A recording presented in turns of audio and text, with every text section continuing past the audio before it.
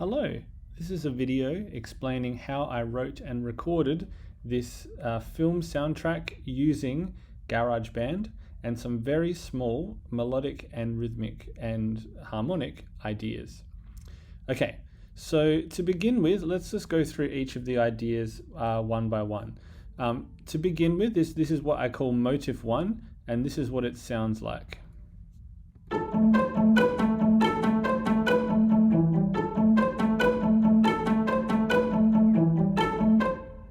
So you'll hear this idea a lot in the piece. I'm just going to slow it down so you can hear the real detail.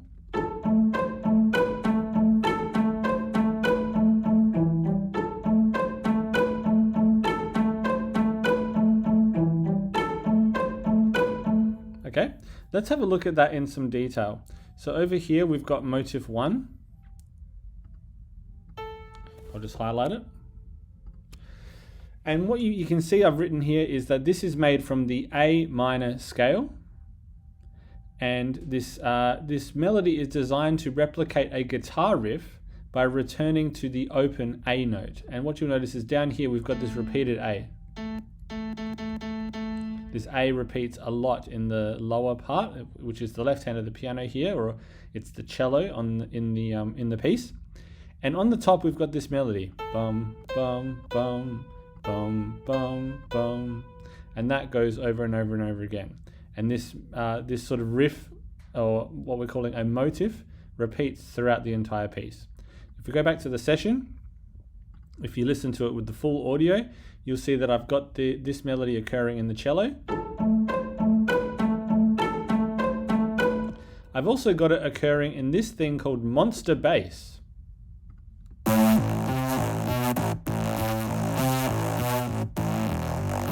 Which sounds pretty huge. When you put them together, and I'll put the speed up, back to 140.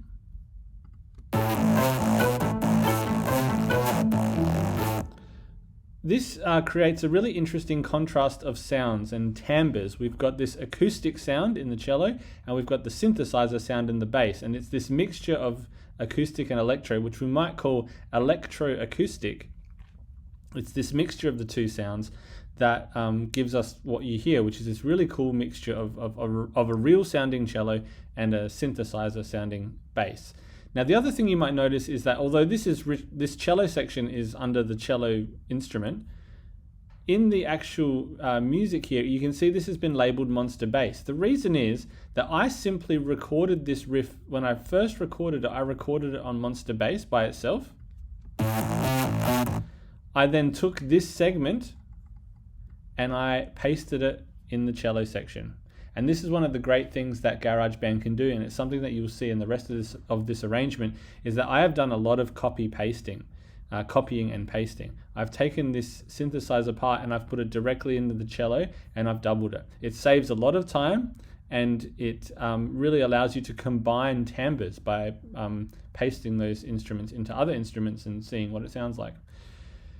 Okay, so that's our intro. Once we hit our first melody, we get the actual melody for the first time. And this is what that melody sounds like.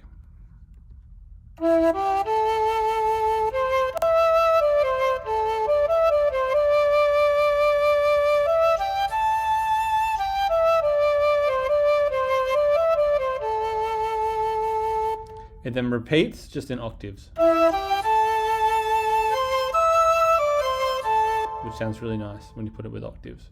Let's have a look at the actual score. So here's our melody. It's what I am calling motif 2. So we've got two ideas so far. Motif 1, bum, bum, bum. Motif 2. So this has a few features. Number 1, it's made from the A minor pentatonic scale. And number 2, it occurs in two distinct phrases. So this is phrase 1. Dun, dun, dun, dun, ba, da, do, da, ba, da, do, dun. Phrase 1. Phrase 2. Da, do, da, da, do, da, do, da, do, da, da, do, do, dun. And when you put those two distinct phrases together, you get the full melody. Ba, do, dun. Yeah, I won't sing it through. But you get the idea.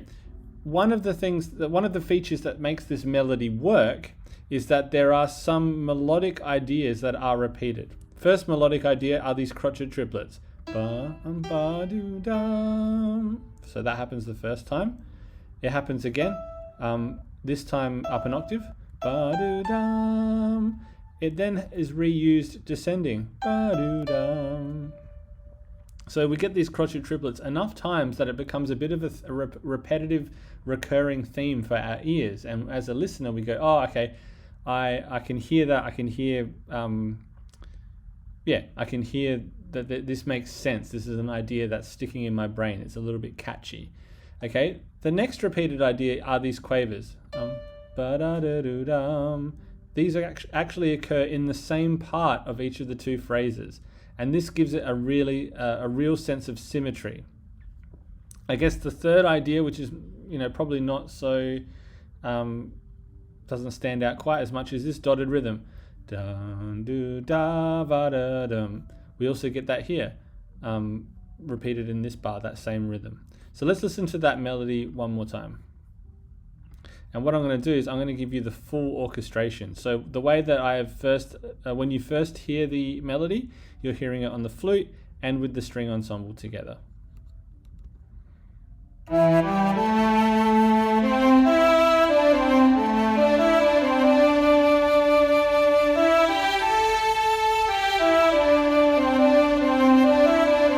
come the octaves.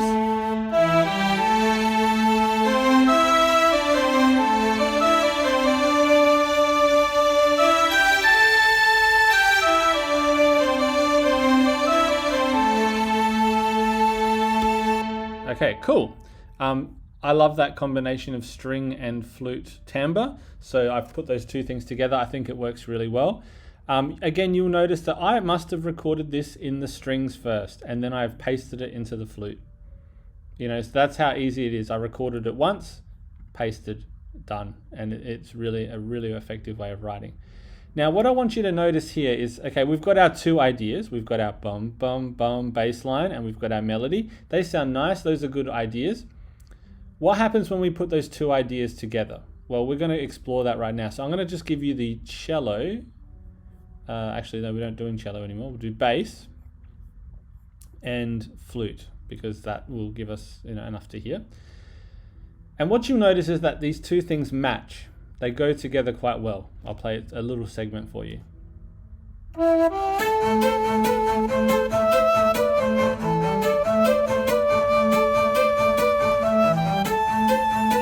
So you notice that they blend quite well, and they're not very dissonant with each other, even though they are two different ideas with two very different rhythms.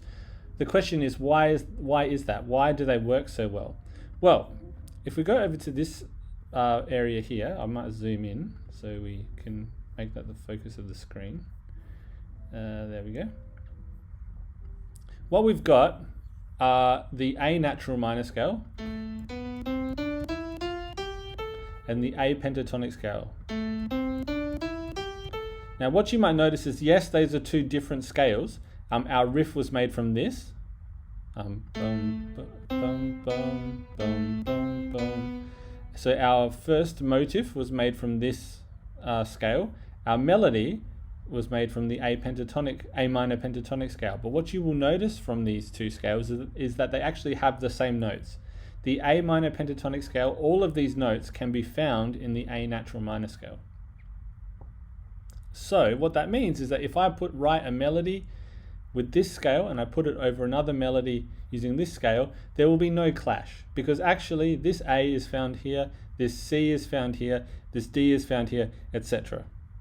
So these are very consonant scales with each other, and as a result, they blend really well.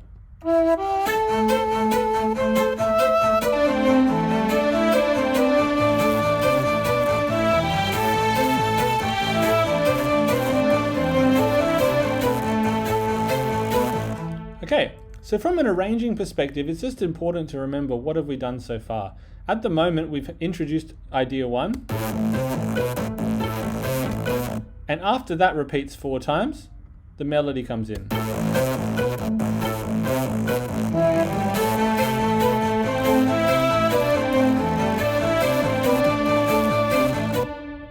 Pretty simple idea, right? Introduce idea 1, keep idea 1 going, while at the same time bringing in idea 2. There is a third thing that happens, and that is harmony.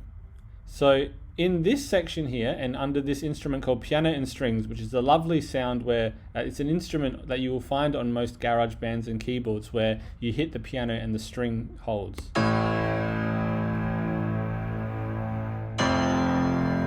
I'm not sure if you can hear that on this video, but there is a piano note and then a low string part coming through in the mix. It's a really lovely combination. You'll hear it in the second half here.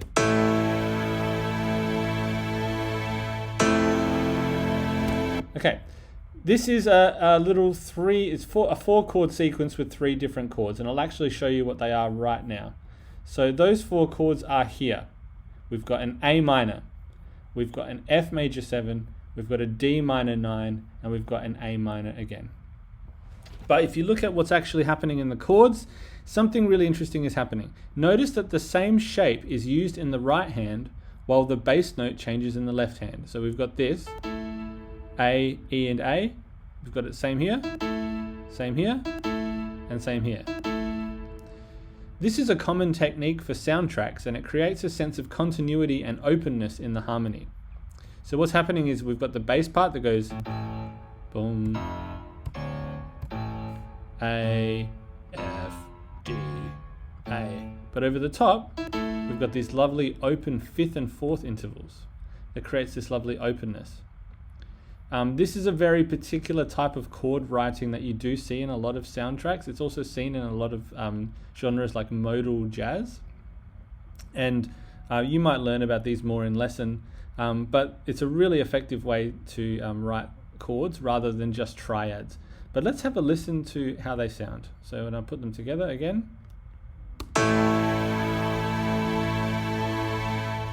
There's F major 7, here comes D minor 9,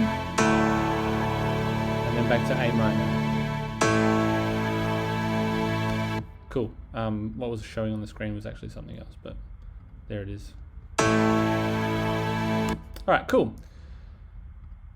Ultimately, when we put all of these things together, now we have 3 different elements. We've got our idea 1,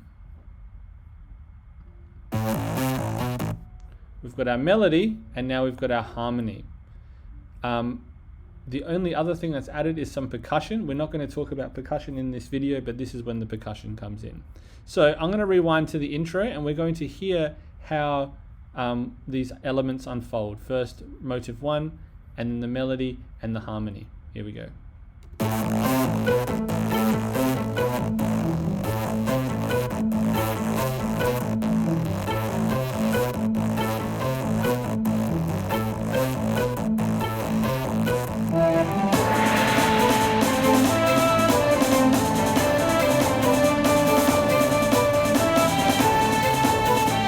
Right now, here comes that harmony. Here it is.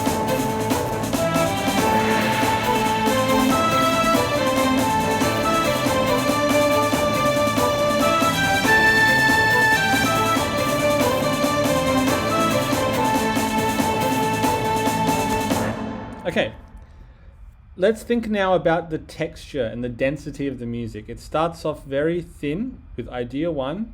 We've then got the melody and some very basic harmony. By the time we get to essentially bar 17, we have now got a very, very full texture. We have got melody in octaves in the flute, melody in octaves in the strings. We've got fully fleshed out chords, including minor 9th chords, really big sort of dense sounding harmonies, with the riff continuing. So this music is now feeling very dense at this point. As an arranger, that makes me think that maybe we need something we might call a palette cleanser. We need to cleanse our a sense of musicality. We want to get wipe away this texture, bring things back down to being very sparse, very open, so that when we return to the density, it will feel exciting and we won't feel overwhelmed as a listener. So I'm going to jump in at bar 17, and you'll notice that we have this little thing called an interlude. Now in the interlude, I've kept idea 1 going, bum, bum, bum, bum, bum, bum, and I've just added some French horn and string bass harmonies. And as you can see, I recorded this in the French horn. I'll play it for you.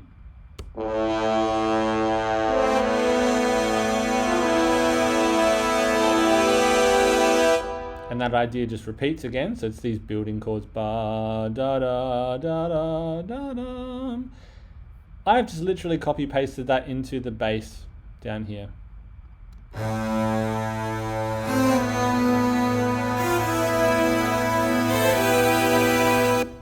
Cool. Put those two things together.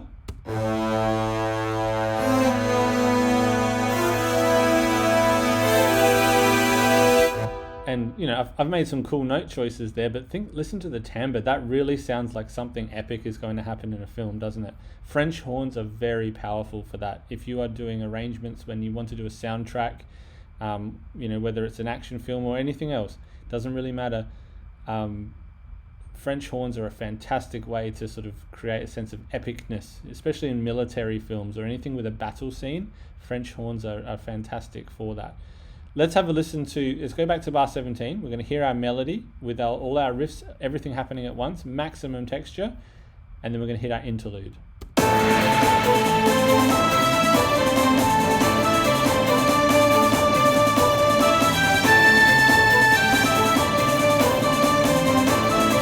it comes, interlude.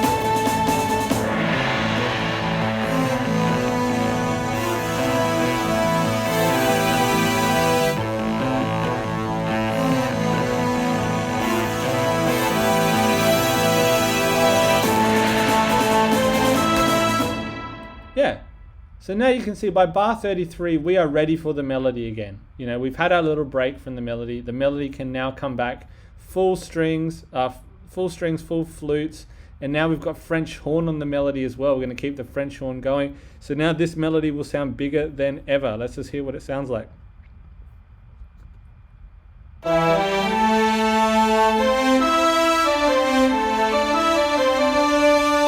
Oh, it's so heroic. So we've got now this flute sound, we've got the string sound, we've got the French horn. It's all working together. It's sounding great. Okay. Now the one other thing I'm going to talk about, I said I wouldn't talk about percussion. I'm going to say one little percussion thing. Drummers know this, but if you don't know, cymbals are there, especially crash cymbals are there for when there's a big epic section change. Crash cymbals are a fantastic way to announce that something new is happening in the music. So you will notice that at bar 25, in the percussion, we get this. So we've got a huge cymbal, we've got a bass drum, and we've got a snare drum hit all together. If we jump back and we hear how that section starts now with that cymbal, it's fantastic. And if we take that away, it just doesn't sound as good. Bring it back. Ah, it's wonderful. Same thing happens at the start of this section. Now what's cool is that the melody has got a little bit of an anacrusis or a pickup. Ba-doo-dum, so 1, 2, 3, ba-doo-dum. And so the cymbal will hit on beat 1, it won't hit at the start of the melody.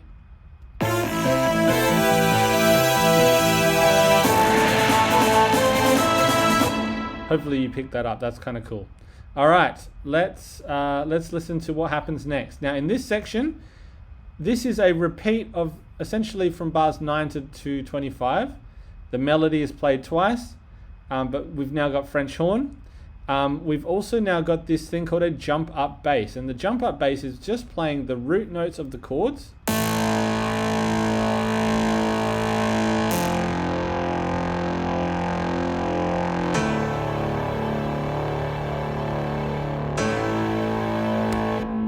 It's pretty subtle. You don't notice it when I play the whole recording.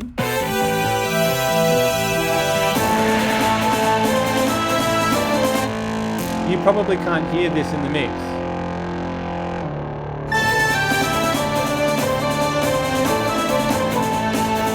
But this is a subtle way of giving the piece a lot of body by adding, you know, just a low note in the bass.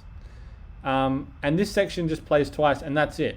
Now this might seem like a lot of information for you, but I want you to remember how many different musical ideas are there in this piece so far. There is 1. There is 2.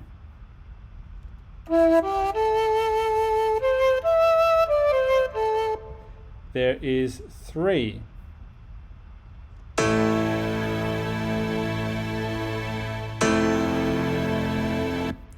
And really, that's it.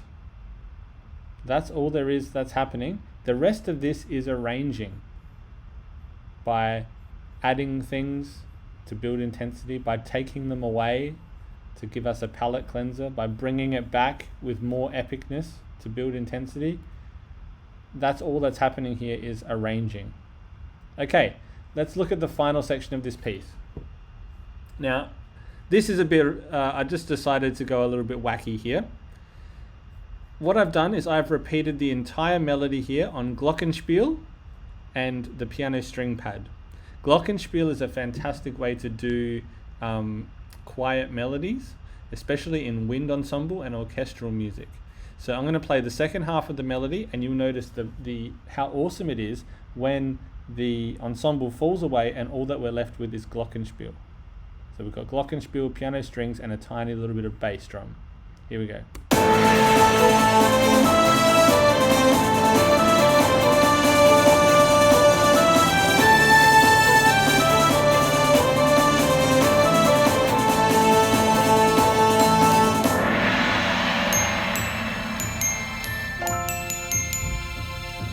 These are just the same ideas. This is the melody. Copy paste. Same chords in the piano strings, but they're up an octave. Got a cool little bass drum part.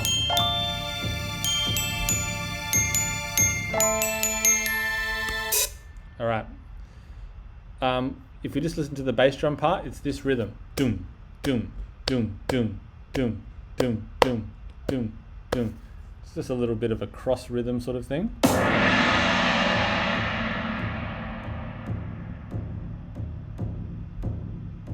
Makes me think of Jumanji for some reason.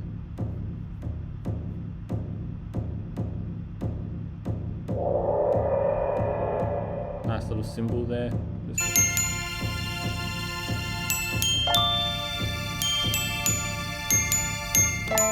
Now if you've heard the song, you know what's coming next. But I've decided to go a bit wacky, and I'm going to add a heavy metal section. Now it's underestimated, but heavy metal and wind ensemble type music goes really well together, and there's actually a lot of similar compositional techniques to it. So what I've done is I have now added this heavy synth bass. I'm going to play the same riff as before.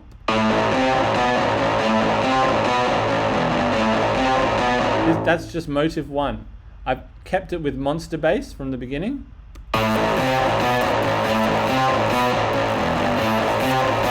And that kind of sounds like heavy metal guitars, you know, they're chunky, they're aggressive. That's kind of cool. So that's kind of all I'm doing. I've added a slightly more distorted, nasty sounding synthesizer. And what I've done underneath is I've added some heavy metal drums. Now this is not a class on learning how to write heavy metal drums. And if you are interested in doing this stuff, you can actually go to the loops section of your GarageBand, and they will have some heavy metal type drum loops that you can use. I've written these myself and recorded them in on the keyboard, but we'll cover that another time. But let's just listen to what they are.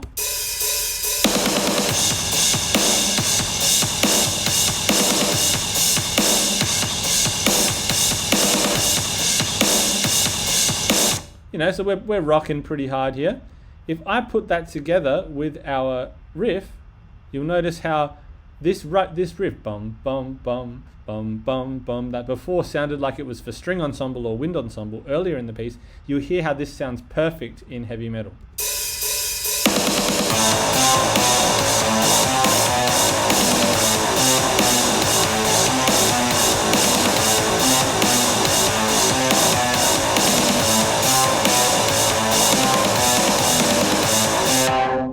Pretty cool, right? And then of course what have you got to do is in heavy metal you have to take a crazy guitar solo. So I've just recorded a little solo. Again, this is not about learning how to do that, so we won't even cover that at all, but this is what it sounds like by itself.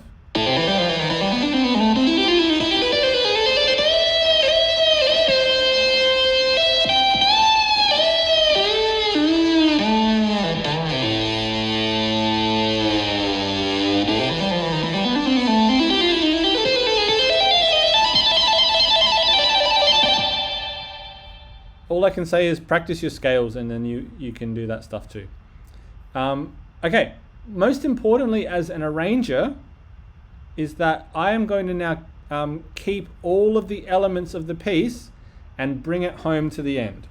And what I mean by that is I'm going to keep this heavy metal idea after the guitar solo. I'm going to keep the heavy metal going, but I'm going to bring the melody back. So the flute will be back. The strings are back. The French horn's back, the bass, but also the drums.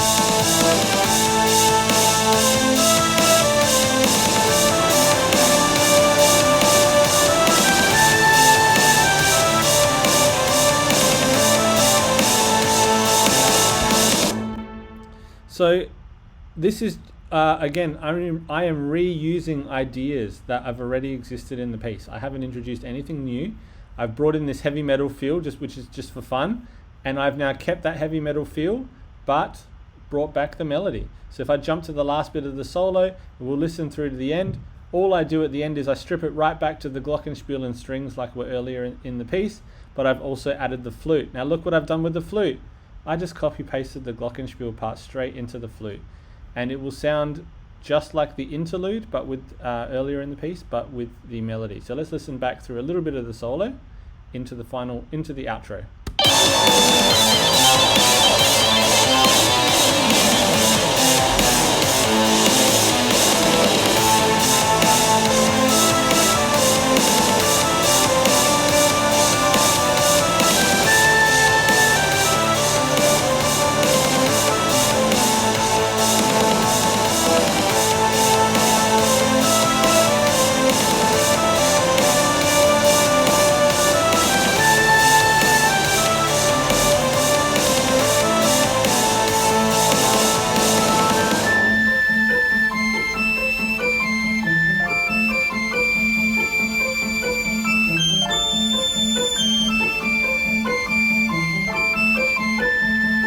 Stops here.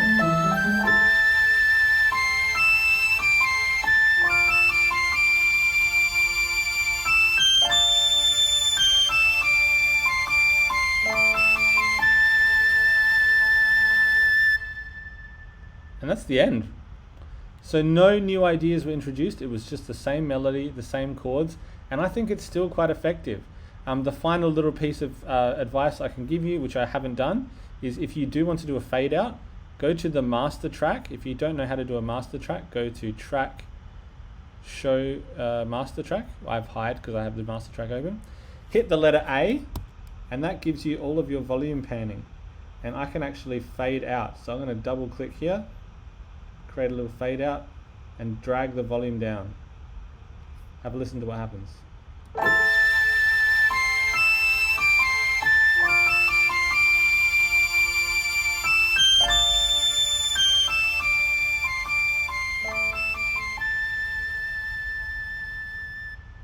And it fades away nicely. I could have done this and had it disappear early.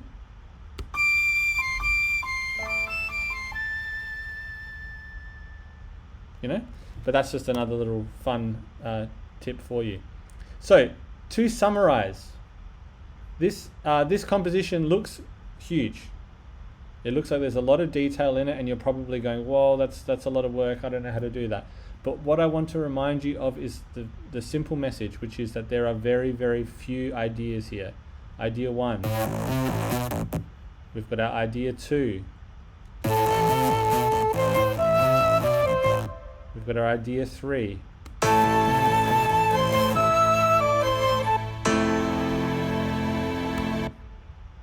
And those 3 ideas have been stretched and reused and recycled and put into different instruments for essentially an entire piece. The only parts that are different are the heavy metal solo, which was just for fun. It's not that important. So I hope you've learned a lot from that, and we will continue covering this in class and how to record your own riff-based, is what I'm calling it, riff-based compositions. Hopefully you have a lot of fun with it and enjoy.